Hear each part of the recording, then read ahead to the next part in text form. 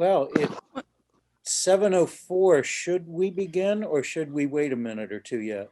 There's still a So lot. my computer says 7:02. I did say we'd okay. start promptly at 7 though. So we've given a little leeway. I think it's good to go ahead and get started, but if you don't mind, I'm gonna give a quick message first. Okay. So just a quick reminder that we are recording this. So if you don't want your picture to show up on YouTube, feel free to turn your camera off. And then after Tim delivers his TAD talk, there'll be some time for discussion.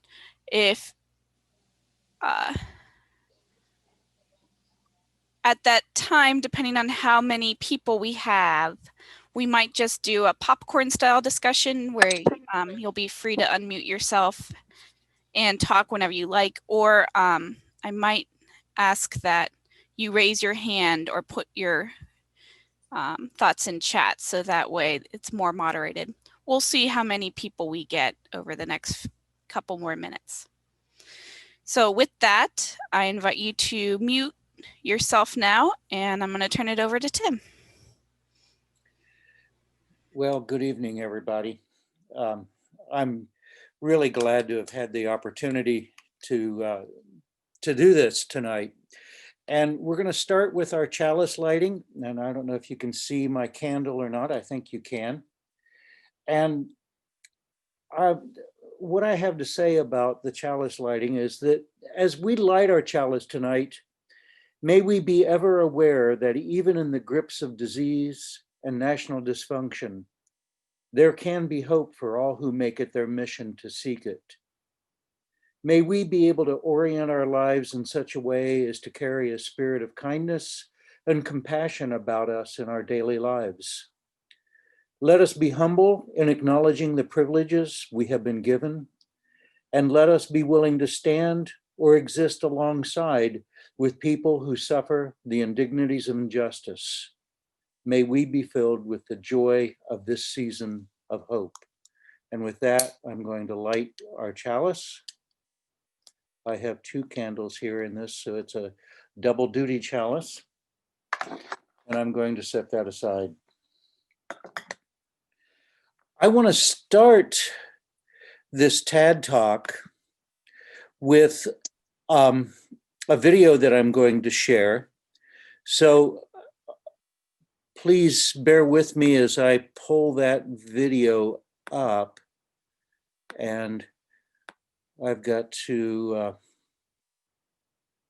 it's always difficult to do the sharing of screen. And this is a song. Many of you will remember it. Let's see, I am this one. And I am going to share it and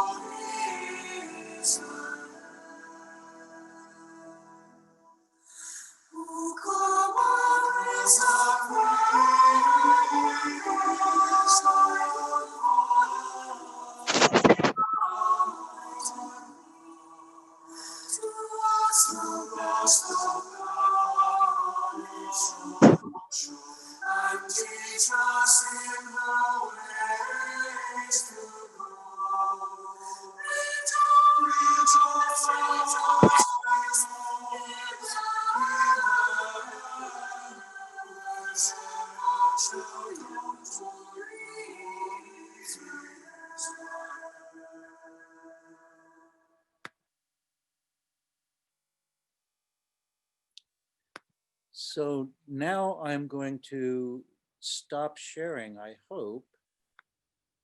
And I might need some guidance here, Meredith, on how to stop the share. So Stop usually, share, I there pushed you that go. button. Okay, I figured it out. So I wanted you to hear that because whenever I think of Advent, that's the song that comes to my head. And it might be true for other people too who grew up in a Christian tradition. And I think it's one of the most significant hymns in the Christian tradition, I guess. And partly because of what it suggests and the theology that it suggests.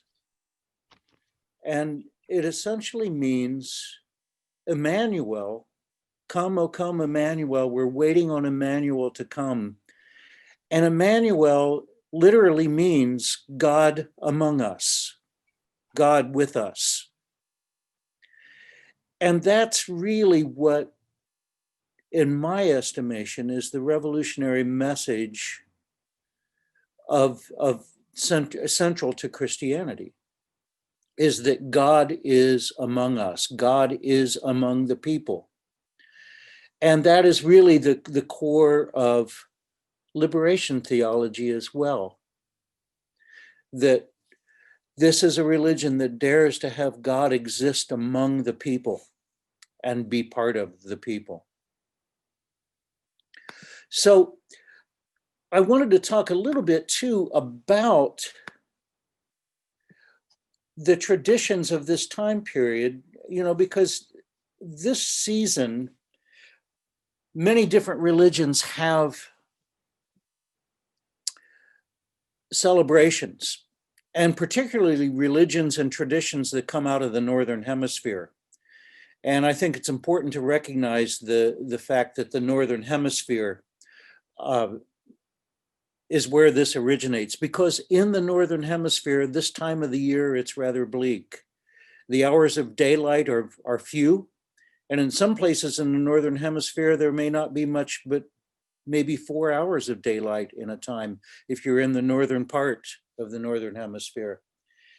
And this is a time when people that live in that world, like we do, we suffer depression. We suffer a lack of what some people would call hope. And sometimes depression is actually just the lack of hope. The lack of hope of anything better, the lack of hope of better things to come. And that is carried through in the religious traditions of many groups who occupy space in the Northern Hemisphere. Now, it's true that Advent and Christmas is celebrated around the world primarily because Christianity was pushed all around the world. And it did go into the Southern Hemisphere primarily because of colonialism. And so this religious tradition exists there, but it doesn't quite carry the same meaning as it does for those of us who live in the Northern Hemisphere and out of the tropical areas. So we're looking for ways of celebrating. And I think in the Christian tradition, because there was really no known season or date when Jesus was born, it was easy for the Christian tradition to move the birth date of Jesus to some place where it could provide joy in a time period when there would be less joy around. And so Christmas, or the birth of Jesus, becomes something that happens in the wintertime in the Northern Hemisphere. And so it provides an opportunity for a celebration, just like winter solstice does for the earth-based religions and other sources of wisdom that exist. There are ways of coping with the seasonal adjustments that affect our well-being. So I think that's even been forced upon other religious traditions almost in an imperialist way. But I think that's part of the problem that comes from the Christian tradition, is that we have forced our way upon other people. Now, which is completely contrary to what the Advent is really about. And like I said, there is no historical evidence as to the place of birth of Jesus or the time of the year. And there's no evidence to prove any of the many contradictory details about Jesus's birth that exists in the scriptural references to it. And one of the things that I wanted to talk about there was that creates a problem for us, for people who come out of a Christian tradition. And the birth accounts in Matthew and Luke don't agree with each other at all.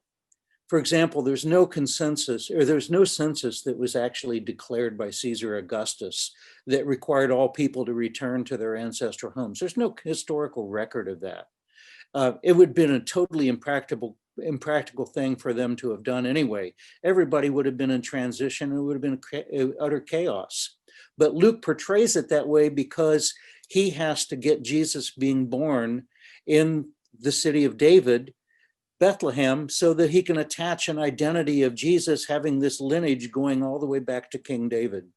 So he creates this literary device to do that, creating a census. And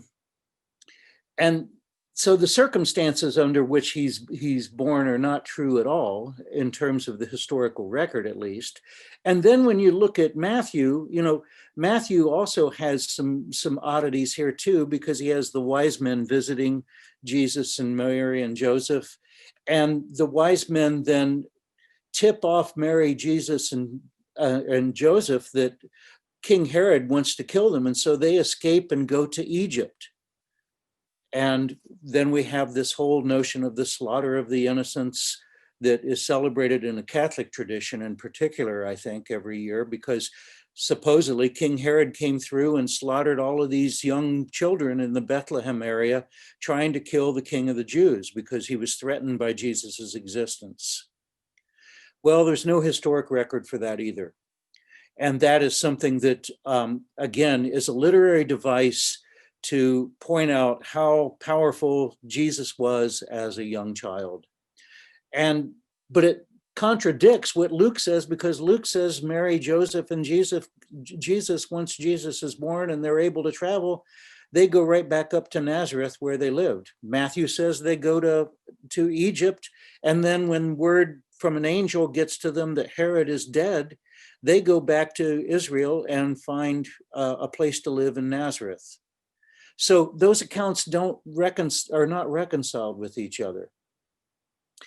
And so one of the things that I've learned from reading many different religious texts and from many different traditions is that when the scriptural texts create a historical narrative that bears no relation to reality or a verifiable historical record, these texts should not be taken as literal historical truths.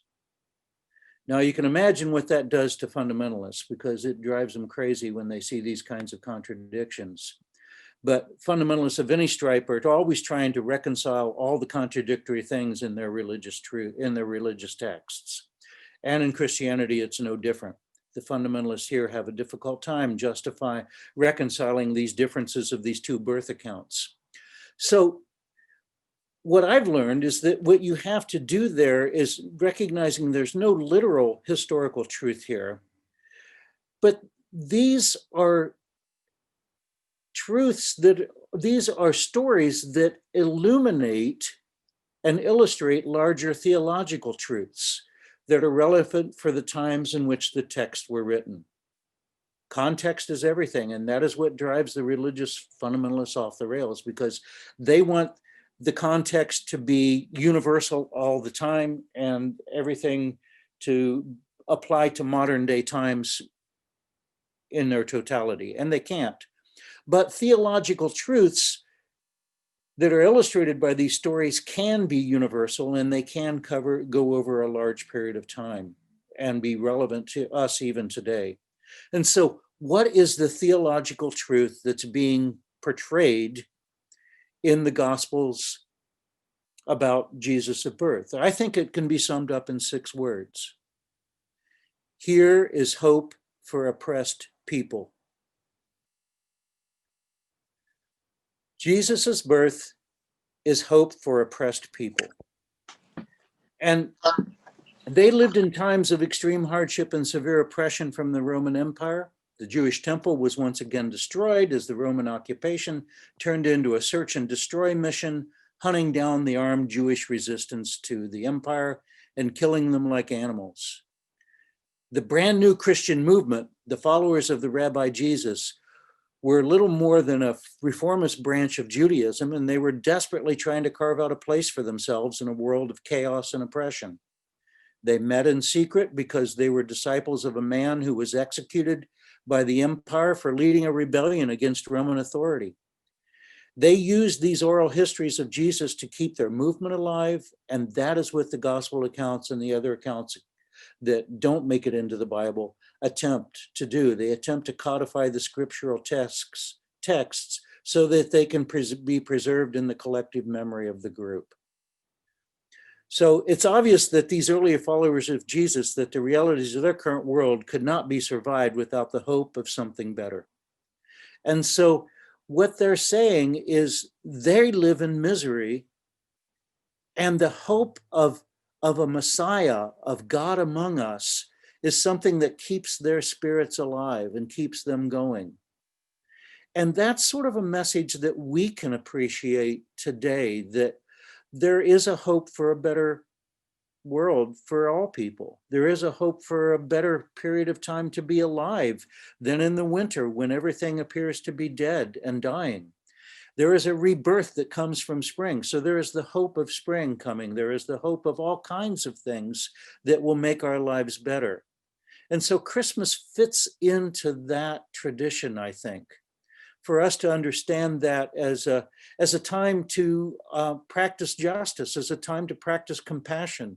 It's a time to allow ourselves to regain and be back in touch with our own humanity and everybody else's humanity through the birth of a fragile child, somebody who is weak and defenseless.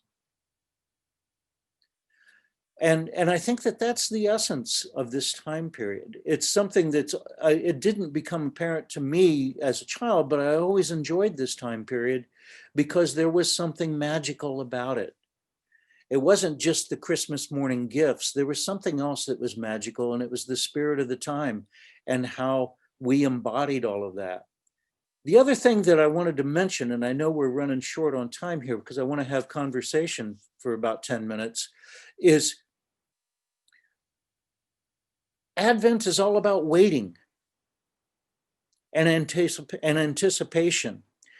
And it's something that those of us who grow up with privilege are not used to doing. White supremacy culture is an impatient culture. It sees everything as a customer service transaction. And if we don't get things immediately, we're dissatisfied customers and we complain. That's an attribute of white supremacy culture that makes people of privilege to be unsavory characters, essentially. And we carry that with us. Whereas people who are not as privileged have learned how to wait. They wait for jobs. They wait for assistance from other people. They wait for food. They wait for justice. People with privilege don't have to wait for that. They demand it right now. And when people who are oppressed stand up and then demand justice right now, it's the people of privilege is saying, well, you better wait. You got to wait for this. You're not doing it the right way. It'll come to you. Just be patient. And so we force patience on people who are oppressed, but we demand immediate service when we feel the pain of oppression. And so this season of Advent is something that we can use as a way to teach ourselves some patience and the ability to wait for something good to happen. So I'm going to leave it at that. And I know we don't have as much time as I hoped we would have, but I'd like for those of us, how would you like to take this off, Meredith? Do you want to put us in groups or what? So we have 20 people, and I think some of them might have questions specifically for you, Tim. Okay. So let's do this as a moderated discussion, and we'll go until 7:35, so we'll have a little bit more time. Okay. So if you have something you'd like to say, feel free to raise your hand or put your thoughts in the chat box, and I will parrot them back, and then Tim, you can comment on any of those. Okay.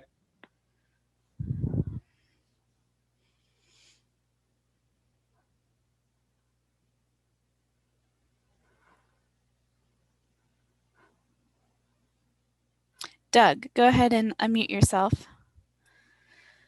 Tim, I really enjoyed your talk. Have you had an opportunity to look into Native American, who are, of course, Northern Hemisphere peoples, their traditions around the winter solstice? And do they also reflect anticipating spring or getting together to ward off depression in the long nights, the types of things that we associate with the Christmas time? What I can tell you from my experience is I attended a Shawnee Thanksgiving once, and it carried a little bit of that attitude about it because it was sharing the bounty of harvesting and hunting. And in that tradition, the chief of the tribe gave out gifts to everybody that was present. And what he gave out in this gathering that I was in is that everybody got a jar of bear fat and a jar of honey. And there were probably 100 people in this room, and I had to pinch myself. I felt really lucky to be present in all of this. And everybody that was present there got a jar of honey and a jar of bear fat. And then they talked with each other about how they survive by community. And it's the chief's responsibility to make sure that people are safe and secure in cold weather.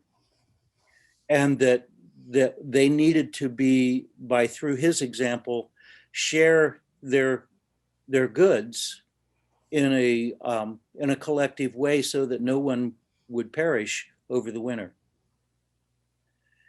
And it's an interesting thing. The Shawnee were studied, probably one of the first anthropological studies to ever be written was written by Henry Morgan.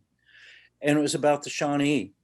And Karl Marx and Friedrich Engels took that study to be the example of primitive communism.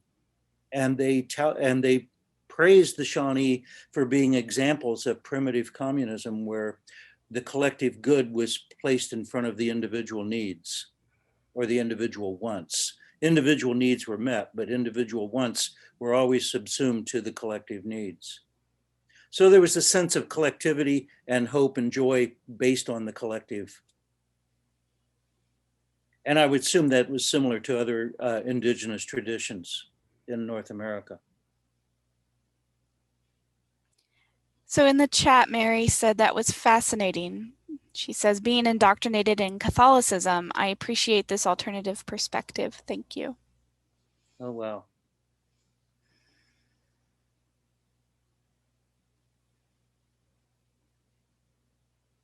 Janet? Oh, you're muted. Yes. This reminds me of when my mother died, or before my mother died, she asked us all to mark anything in the house that we would like to have after she died. And I chose Dad's family Bible. When I really got to looking at it, it wasn't the Old and New Testament. It was a comparative of all the four Gospels. And so what we were talking about now makes me want to go back to what makes me want to go to that and see how they compared what you were talking about, the birth of Christ in all these different ways. It also reminds me of in 2008, I went on a Israel tour, and it was led by the rabbi, the one that's closest, that Bill Barr.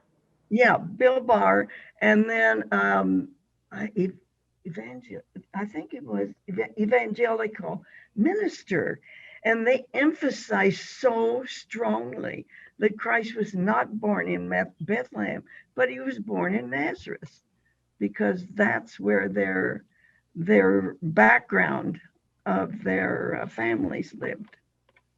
It's an important thing to understand how each of the books of the Bible were written. They were written for specific purposes to fulfill certain theological needs of the community. And so there's so many contradictions. There's this great book I read called Misquoting Jesus by Bart Ehrman. He's the chair of the Department of Religion in North Carolina, University of North Carolina. And he said there are more errors in the New Testament than there are words. And he was not joking. He was going through and he points out all the different contradictions. And he said that anybody that tries to take a literal interpretation of that collection of writings is bound to be doing mental gymnastics the rest of their life, because you can't reconcile all the contradictions. What you have to do is understand why a book was written, what purpose was it serving, and what was the point of view and the relationship of that writer to the community. And then you can get a better understanding of the theological implications of the words that they're using.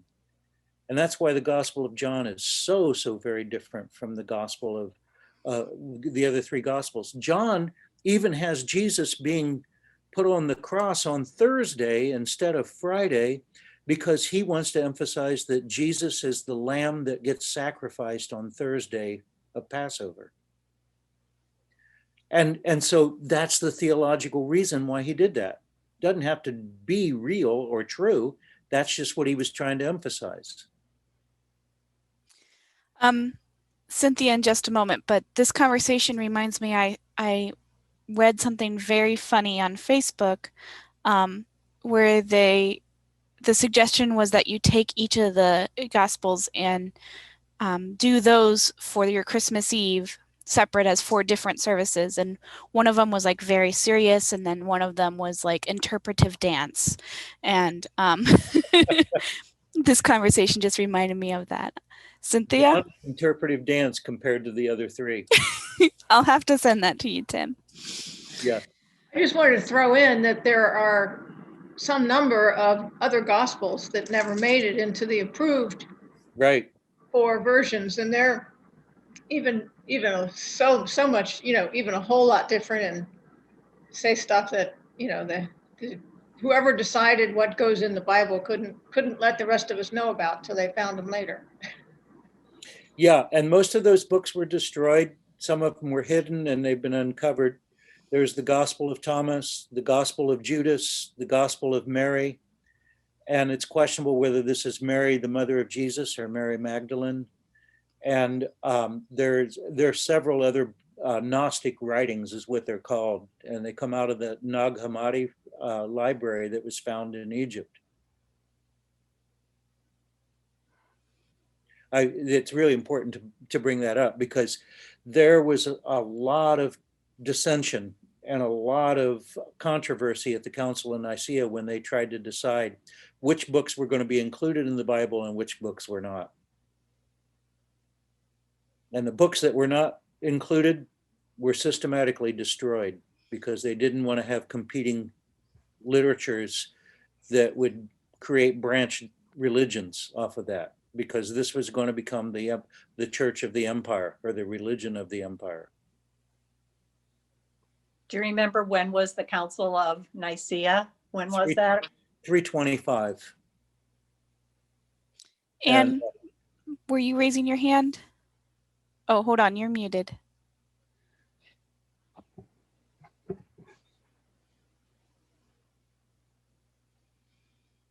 So the first 3.5 centuries or 4 centuries of the church, Harvey Cox calls that the age of faith.